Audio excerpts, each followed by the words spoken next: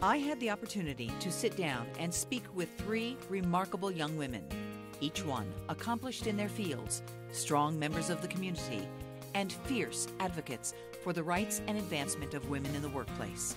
These are our young professionals. I'm Drenna Kusari Barisha. I'm the General Manager for the Southwest region for Lyft. In my role, I lead growth as well as marketing and operations. That involves growing our passenger as well as our driver base while also delivering a really phenomenal experience to our users.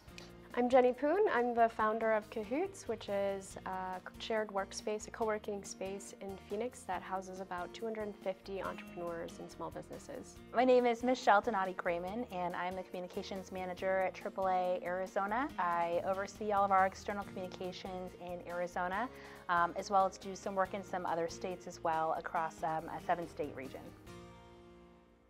Tell me about some of the challenges that you have encountered that have made you stronger. I think growing up in an immigrant family and in a community where I'm always the minority, I always felt like there's not somebody that looks like me, so I will never be seen as somebody who has a voice, who has power, who has the ability to make change.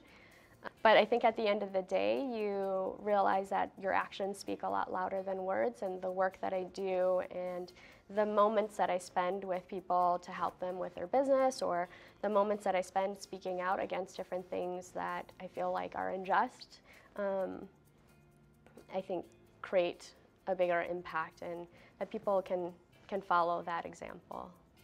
After the unexpected loss of 3 women who were also mentors, I developed anxiety. It started to present itself through physical symptoms, and so I sought out the care of my primary care doctor, and she's always been very straight with me.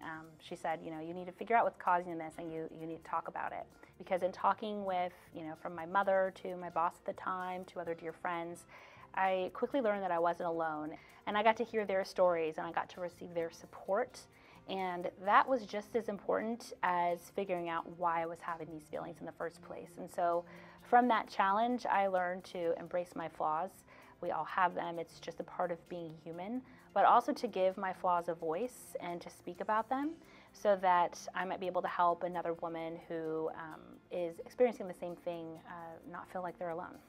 I lived through the war in Kosovo, so having experienced that devastation was very tough, and being able to come to this country and sort of start all over on my own was definitely a huge challenge to overcome, but also this really incredible opportunity that was offered to me that many of my friends or family members didn't have.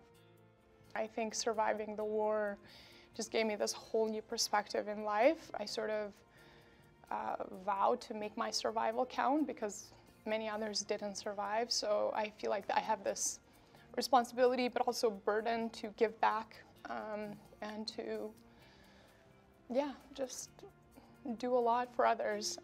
I was very lucky again to survive, and many others didn't. What's the best piece of business advice you've received?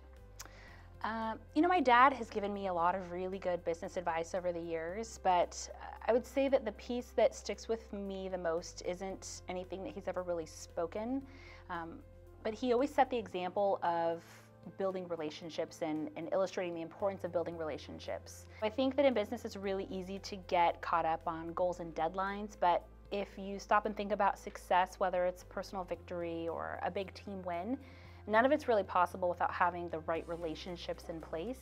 And I think that, thinking about my own success and what I've achieved so far, I know that a lot of it wouldn't be possible without having those relationships. So I'm really fortunate to have learned that lesson from my father very early on. You hear this one a lot, but don't be afraid of failures or learn from failures. I think for me especially, it's been an important one because there's been not just necessarily failures, but just so many challenges. So make the most out of them. Pick the most positive things out of it and forget about the negatives. And also share that advice with others because, again, many people get paralyzed by failures or challenges, and it's almost unnecessary. My mother tells me that your life has 7 droughts and you have to prepare for these droughts. when you're in your high season, right? So when everything's going well in life and business is going well, personal life is going well, to prepare that there will be a drop, there will be a drought at some point, and make sure that when the hardest of the hardest times hit, that you've built your community and that you're prepared to kind of weather that storm. How do you personally give back to the community? Do you have pet projects that you're involved in? You know, I've always lived by the Franciscan truth that it is in giving that we receive. And over the years, I've found different causes that have really spoken to me. One of my favorite projects that I've been involved with is called Destination Graduation, and it's a program through Valley of the Sun United Way, and it pairs mentors in the community with high school freshmen, and you help them set goals, you help them overcome challenges and roadblocks that they might be facing. The ultimate goal of the program is to help these students graduate from high school, because many of them will be the first in their family to do so. So being able to mentor close to 150 students at Central High School is just such an amazing opportunity, and I just really enjoyed. 2 years ago, we launched our nonprofit arm, which is really focused on expanding entrepreneurship to underrepresented communities. There's a lot of people out there that have different barriers that are just more challenging than others, and things like you know, coming out of school with a lot of debt, coming from a low to moderate income family, not having technology while growing up. There's different disadvantages there that if they were able to have a lot of these resources early on, they'd be much further along in either their career or launching a business. So we work to kind of remove some of those barriers and help these young people and minorities and women get over the hurdles that are out there in terms of entering the innovation community.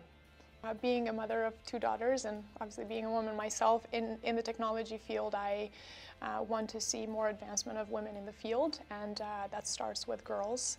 So I am especially passionate about STEM projects in middle and high schools, as well as I'm involved with Girls in Tech now. You know, I'm excited to really expand and create a larger following and really enlist a lot of support here for them. You are going to be looked at by the next generation. What advice do you give the young women coming after you? It's okay to fail.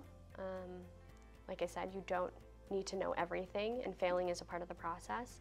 And the more you fail, the faster you fail, the easier it'll be to get up and try again.